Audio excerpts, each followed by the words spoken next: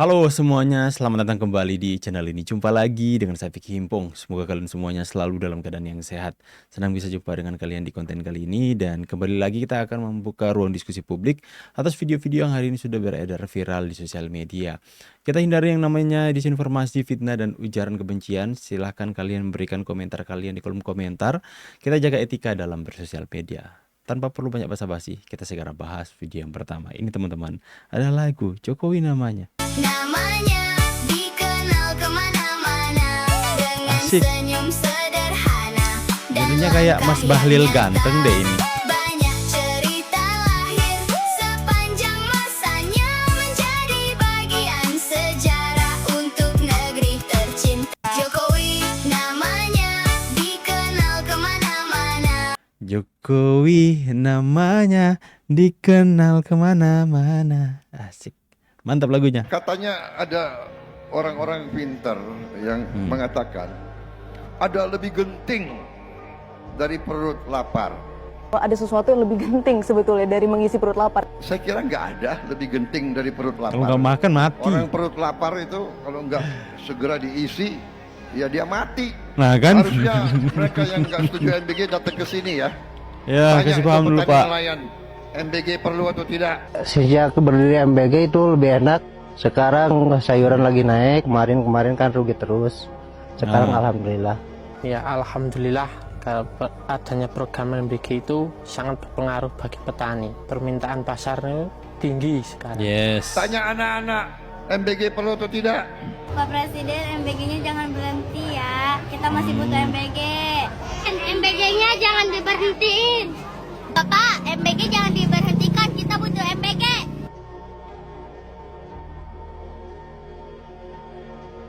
Ya mungkin mereka yang merasa tinggal di kota yang hidupnya berkecukupan, yang orang tuanya itu bisa memberikan mereka makan kenyang ketika di sekolah.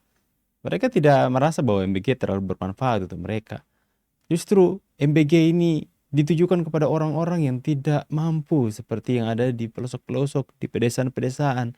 Mereka betul mensyukuri adanya MBG. Kita next ke video selanjutnya. Kalau menurut kita pribadi dalam Ini tuntutan teman-teman kita meminta untuk Yang MBG mulai ini paham. diberhentikan sebetulnya. Nah, Tapi apa yang membuat kita sampai pada kesana ya pada akhirnya adalah pertama kita tidak melihat Bapak Prabowo itu punya tujuan yang cukup jelas untuk menginvestasikan sebegitu banyak uang untuk program tersebut gitu. Nggak Karena alasan jelas. stunting itu juga sudah bagi kita kurang masuk akal seperti itu. Sehingga ketika tidak ada alasan yang sebegitu mewajibkannya dana sebesar itu untuk dikeluarkan untuk program ini, maka ya kita rasa urgensinya untuk tetap dilakukan tuh belum cukup kuat. Ya tidak bisa kita lihat ya satu perspektif saja terkait soal MBG ini. Kalau kita mengatakan ini hanya soal mengatasi stunting, saya pikir harus kita memperlebar perspektif kita ya, bahwa bukan hanya soal persoalan stunting, tetapi di sana juga ya Pak Prabowo ingin bagaimana kualitas masa depan anak-anak Indonesia bisa setara sejajar dengan bangsa-bangsa lain. Yang paling penting adalah ini bukan soal hanya sekedar memberi makan, tetapi di sana ada perputaran ekonomi. Bayangkan misalnya Mas, sekarang hampir 30.000 dapur yang berjalan, ya berapa banyak bahan baku yang dibutuhkan? Berapa banyak peternak kita yang bisa hidup diambil dari bahan bakunya di situ? Berapa banyak petani kita yang bisa diambil bahan bakunya di situ? Berapa banyak misalnya ya nelayan kita kalau misalnya di kampung saya di Sulawesi Tenggara Mas, karena kita sebagian besar pulau-pulau di sana, lauknya sebagian besar diambil oleh nelayan-nelayan kita. Apakah itu tidak menghidupkan UMKM kita? Dan inilah yang dikehendaki oleh Pak Prabowo dalam situasi global yang tidak pasti ini. Kita pernah punya pengalaman bahwa begitu kita crash tahun 98, bukankah UMKM yang menyelamatkan kita? Maka dari itu, MBG ini tidak bisa dilihat hanya satu perspektif saja. Yeah. Mungkin beliau karena tinggal di kota ya. Lihat dari Kami yang berbagai tinggal di sisi. kampung Sulawesi Tenggara sana, di pulau sana, bayangkan adik-adik kita berangkat ke sekolah menggunakan perahu. Tanpa mereka makan, mereka sampai di sekolah dalam kondisi perut lapar. Mana mungkin mereka bisa belajar dengan baik? Mana Yes. mungkin mereka bisa konsentrasi di sekolah kalau berangkat ke sekolah dalam kondisi lapar? Mungkin iya bagi orang-orang kota, tapi bagi kami orang-orang yang di kampung, yang di pelosok sana, sangat membutuhkan program MBG ini. Karena tidak pernah ada dalam sejarah anak-anak kita diberi makan. Aku pernah merasakan itu di era Pak Harto ya, ketika aku masuk masih SD teman-temannya. Ada juga kami diberi makan teman-teman, tapi itu nggak bertahan lama sih. Kita next ke berita selanjutnya. Kita menolak MBG guys. MBG di stop. Yang di jalan turun itu, kalau kita lihat Kasih dia bilang paham, MBG Prof. begini begitu. Kajian lu mana? Betul, Lain gini referensinya apa? Film Pesta Babi. Ah, itu dia. Ya toh? Ya. Pertanyaan saya, apakah itu mahasiswa? Memang status lu mahasiswa, tapi yang saya bicara itu bukan karena via kamu mahasiswa. kamu itu benar-benar sudah mencerminkan seorang mahasiswa nggak adalah manusia yang belajar di perguruan tinggi. Terus apa bedanya kamu sama orang nggak sekolah? Kalau sekedar hanya, oh di sana itu hutan di bawah, dasarnya apa? Film pesta babi. Ya kalau gitu itu yang orang bilang, di sana ada loh Tyrannosaurus, dasar apa? Kita menolak MBG kan. Kamu turun ke jalan, terus bedanya lu sama preman apa? Teriak-teriak. Saya paham Prof Gema. Kalau saya benci, kamu juga harus benci. Jaket kuning dong, yang kacamata tuh yang. Iya. Ya, klakson kalau Klakson. Kalau nggak klakson nggak berdiri di jalan. Gitu loh. Kalau ada gue tabrak itu. Kalau di depan mobil gue tabrak. Karena bagi gue itu mengancam keselamatan. Mengancam keselamatan. Betul. Dan artinya kalau gue nggak klakson, lo mau mukul mobil. Nah gua. itu dia. Iya, Itu mengancam dia. Mungkin gak banyak yang ngomong adalah di saat itu siapa yang nggak berani klakson? Iya kan? Siapa yang berani Iya. tidak melakukan Iya. klakson? Berarti kan kamu sudah melakukan intimidasi dan keselamatan terancam. Gue tabrak. Menurut kita pribadi dalam tuntutan kita meminta untuk MBG ini diberhentikan. Bisa menahan maksimal 3 bulan. Roy Suryo disebut pembangkang oleh kuasa hukum Jokowi usai terus-menerus ajukan pra-peradilan. Bayangkan ternyata pemeriksaan pokok perkara tidak berlangsung. Kayak hari ini Pak Roy itu kan sudah hampir sebulan lebih. Nah, kalau ini terus dilakukan oleh perkara-perkara lain untuk perkara-perkara tipikor atau kejahatan berat lainnya, di mana perkara sudah masuk ke PN, penahanan sudah beralih, tapi dilakukan pra-peradilan secara ulang-ulang, sampai misalnya dalam 1,5 bulan, 2 bulan belum bisa dimulai sidangnya. Nah ini akibatnya apa? Pada saat dimulai sidang baru berjalan sebulan, masa penahanan sudah habis. Sehingga nanti akan banyak orang bebas demi hukum. Ini yang buat kami adalah perlu menjadi perhatian, karena ini kan KUHP baru, jangan sampai dalam prakteknya justru disalahgunakan, dan ini akan membuat nanti banyak pelaku-pelaku kejahatan yang seharusnya dalam penahanan justru terbebas hanya gara-gara masa penahanan habis karena bisa menahan. Ya teman-teman ya, lemahnya. Pak Menteri, terima kasih waktunya. Bahagianya mukanya dipanggil Pak Menteri. Selamat ya Pak Menteri. Coba ulang-ulang. Selamat ya Pak Menteri ya. Pak Menteri, terima kasih waktunya. Ini rapat perdana. Sebentar guys, menteri apa ini?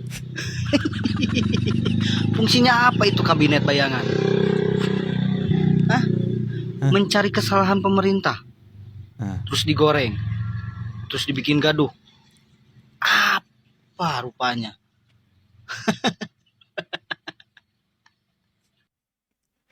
Jangankan Anda Bang, kami juga pusing. Apa? Dengan tadi intellectual exercise yang disampaikan oleh Dr. Tifa Oga bahas ijazah Jokowi lagi. Ya, kalau kami justru berpandangan berbeda karena sejak 27 Juli jaksa sudah memperbaiki dakwaan dan sudah mendaftarkan kembali. Artinya di 27 Juli barang ini sudah ada di persidangan. Lalu Bu Tifa mengajukan praper per 3 Agustus. Artinya praper ini diajukan manakala berkas sudah dalam persidangan. Bahkan sudah menetapkan juga hari sidang. Sementara di pasal 163 ya. Kita sudah bahas di video selanjutnya teman-teman ya, di mana apa yang mereka lakukan ini bisa jadi presiden yang buruk. Bisa saja banyak pelaku tindak kejahatan yang lain itu melakukan hal yang sama, ujung-ujungnya bebas demi hukum karena masa penahanan pengadilan itu kadaluarsa teman-teman. Next ya. Prabowo Subiadap, penjilat Prabowo Gibran.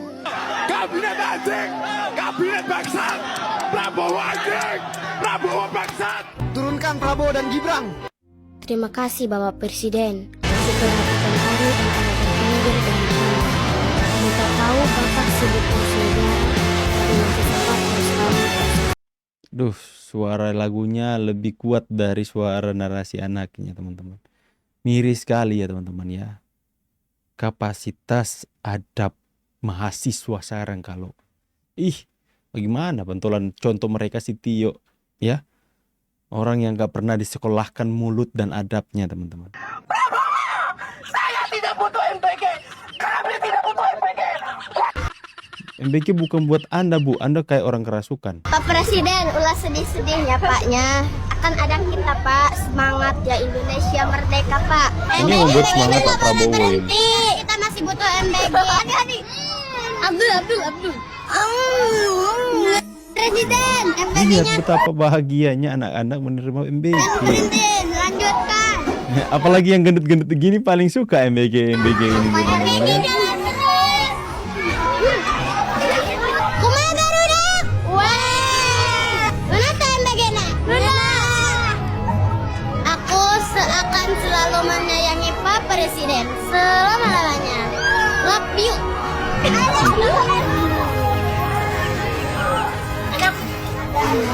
Jangan sampai berhenti ya Pak Presiden MBG-nya.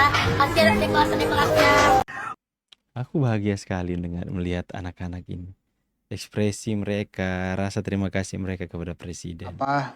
Dr. Tifa, Roy Suryo, jadi berusaha menghindari pokok perkara justru. Menghindari pokok perkara? Ya, pra-peradilan ini. Dengan adanya pra-peradilan? Iya, jadi pra-peradilan ini dipakai ya menjadi jalan pintas untuk menghindari pokok perkara.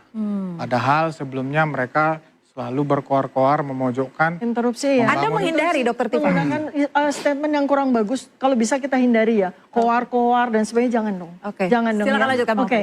Ya sering. Pakai istilah yang bagus, sering Bang. menyampaikan di publik ya, Nggak boleh bilang memojokkan Pak Jokowi koar-koar, seolah-olah benar Pak tuh. Jokowi yang takut hadir di persidangan kan begitu. Nah padahal faktanya sekarang mulai beberapa 2-3 bulan yang lalu kan mereka yang selalu menghindar ya, Roy Suryo dengan gugatan pra-peradilannya interupsi yang ya, karena ini kan berkaitan dengan saya ya. berjilid-jilid, kemudian Dr. Tifa yang Bahaya ya, dengan saya interupsi ya. eksepsinya dan pra-peradilannya sekarang ya itu kan menunjukkan ketidakkonsistenan. Anda tidak konsisten Dokter Tifa? Makanya, ini jangan dipotong. Silakan.